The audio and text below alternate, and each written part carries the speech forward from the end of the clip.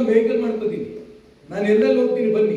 ನಾನು ಮಾತಾಡ್ತಾ ಇರೋಂಥ ಮೀಟಿಂಗ್ ಮಾಡ್ತಾ ಇರೋಂಥ ಜಾಗ ಬಿಟ್ಟು ನೀವು ಪಕ್ಕದಲ್ಲೂ ಸಾರ್ವಜನಿಕರು ಕೇಳಿ ಏನ್ ಪರಿಸ್ಥಿತಿ ಇದೆ ಅಂತ. ಜನ ಹೇಳ್ತಾರೆ ಜನರ ಆಕ್ರೋಶ ಇದೆ, ಮಹಿಳೆಯರ ಶಾಪ ಇದೆ, ರಾಘವೇಂದ್ರ ಯಾವ ಕಾರಣಕ್ಕೂ ಗೆಲ್ಲಲ್ಲ ಹೇಳಿ. ಏನು ಕೇಳ್ತಾ ಇರಿ ಸರ್? ನೀವು ಮತ್ತೊಂದು ಕಡೆ ಹೇಳ್ತಾ ಇದ್ದೀರಿ ಗೀತಾ ಅವರು ಪ್ರಚಾರಕ್ಕೆ ಅವ್ರು ಹೋಗ್ತಾ ಇಲ್ಲ ಅಂತ. ಈಗ ಅವ್ರು ಪ್ರಚಾರಕ್ಕೆ ಹೋಗೋದ್ರಿಂದ ನಿಮ್ಗೆ ಯಾವ ಲಾಭ ಅಂತ ನನಗೆ ಗೊತ್ತಾಗಲಿಲ್ಲ. ಪದೇ ಪದೇ ಅದನ್ನೇ ಹೇಳ್ತಾರೆ, ಅವ್ರು ಪ್ರಚಾರಕ್ಕೆ ಹೋಗ್ತಾ ಇಲ್ಲ. ನಾನು ಹೇಳ್ತಿದ್ದಲ್ಲಪ್ಪ, ಗೀತಾ ಪ್ರಚಾರಕ್ಕೆ ಹಳ್ಳಿಗಳು ಬರ್ತಾ ಇದಾರ ಅಲ್ಲಪ್ಪ, ಅಂದೆ ಸ್ವಲ್ಪ ತಡಿ. ಹೌದು, ನಾನು ಅದೇ ಹೇಳ್ತಿರೋದು. ಕಾಂಗ್ರೆಸ್ ಕಾರ್ಯಕರ್ತರು ನೋಡಿ, ನಮ್ಮ ಕಾರ್ಯಕರ್ತರು ಪ್ರತಿ ಹಳ್ಳಿನಲ್ಲೂ ನುಗ್ಗುತ್ತಾ ಇದ್ದಾರೆ, ಪ್ರತಿ ಹಳ್ಳಿನಲ್ಲೂ. ಮತ್ತೆ ಅನೇಕ ಕಾರ್ಯಕರ್ತರು ಅನೇಕ ಹಳ್ಳಿಗಳಲ್ಲಿ ನಾನು ಅವ್ರ ಮುಖ ನೋಡಲಿಲ್ಲ. ಆದ್ರೆ ಈಶ್ವರಪ್ಪನ ಸಿದ್ಧಾಂತ ಸರಿ ಇದೆ, ಅವ್ರಿಗೆ ಅನ್ಯಾಯ ಆಗಿದೆ, ಹಳ್ಳಿ ಹಳ್ಳಿನಲ್ಲಿ ಚರ್ಚೆ ಆಗಿ ಅವರಾಗ ಬರ್ತಾ ಇದ್ದಾರೆ.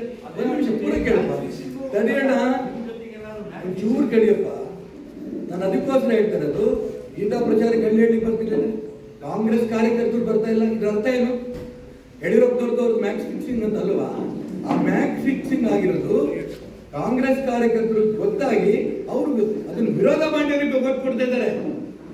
ನಾನು ಅದನ್ನ ಹೇಳ್ತಾ ಇರೋದು.